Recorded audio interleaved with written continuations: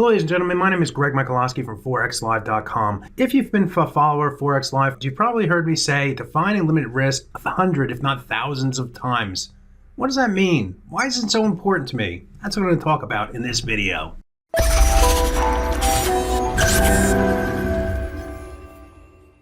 Defining and limiting risk has its roots in fear. What do I mean by that? Well, think about your life. Let's say you're fearful of being robbed. No one wants that to happen. And that might increase your level of fear every time you go to sleep at night or every time you leave your house. So how do you get rid of that fear? Well, you do it by defining and limiting your risk. You do things that's going to bring your fear down. For instance, you may get a big old dog, a dog that's going to bark anytime someone comes to the door, and it's going to scare away that intruder. That's one way that you can define and limit your risk and bring down your fear. Another way you can do it is by getting an alarm system. If you get an alarm system and a window is jimmied open or a door is pushed open, that alarm's going to go off. It's going to make a loud noise. It's going to warn the intruder that the police are on their way, and it's going to cause them to get out of there. That is another way that you can define and limit your risk and decrease your fear. A third way, if that's not good enough, is that you can go out and get some sort of weapon so that if you're in the house and you want to protect your family, you not only have your dog barking, but you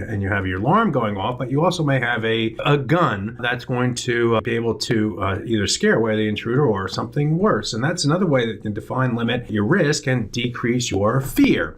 So those are things that we do in our real life that allow us to decrease our fear. Well, in trading, there's also fear, isn't there? Whether you're a seasoned trader or not, there is an element of fear in everyone's trading. And when we have too much fear, we don't trade well. We don't do the right things. We panic. We're just not working on all cylinders. It's kind of like not being able to sleep because you're fearful that someone's going to rob you. You don't need that. You don't want that. You want to trade without too much fear. So what do we do as a trader? Well, we define and limit our risk and decrease our fear at the same time. So let's talk about that by looking at a few examples.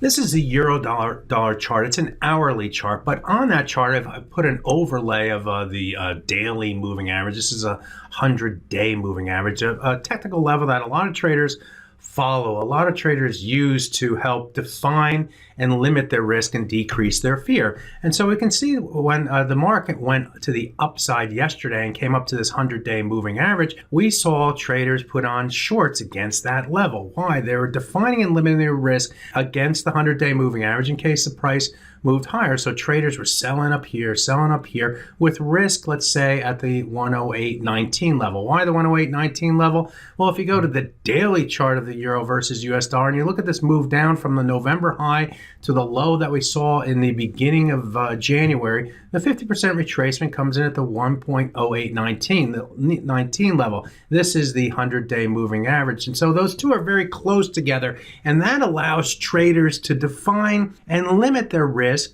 against a technical level. So in my example of the robber, that's the dog and that's the alarm system right there at this level right here that gives traders less fear from going short. And if we go back to our hourly chart, that ended up paying off with a move to the downside in trading here today. Traders who shorted against the 100-day moving average had to stop against the 50% retracement or move above that 50% retracement. We're saying, I'm going to define and limit my risk to this amount right through here. And if I'm right, I have a chance to make more than what I risk. That's what defining and limiting risk does. And those traders that did that, if they can accept that risk, this risk from the blue line up to the 108.19 level, they automatically bring down their fear. They can sleep better at night. And that's what we as traders have to try to do when we trade. Not necessarily sleep better at night, but sleep better while we're trading. So we don't have this fear. So we don't get scared out of our position. And traders that did that benefited from it, made more than they risked, when the market moved to the downside. Now, what other levels do you see here as risk defining levels now that the price is down here? Well, I can go to this yellow area right here and outline it as a risk defining level, a level where risk can be defined and risk can be limited. Why?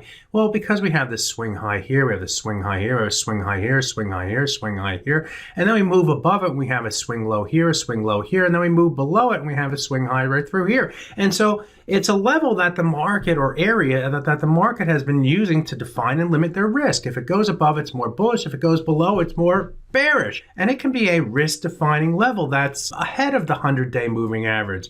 So we as traders have the ability to define and limit our risk by using technical tools that are going to do that for us. There are dogs, there are our alarm system, there are our guns as well.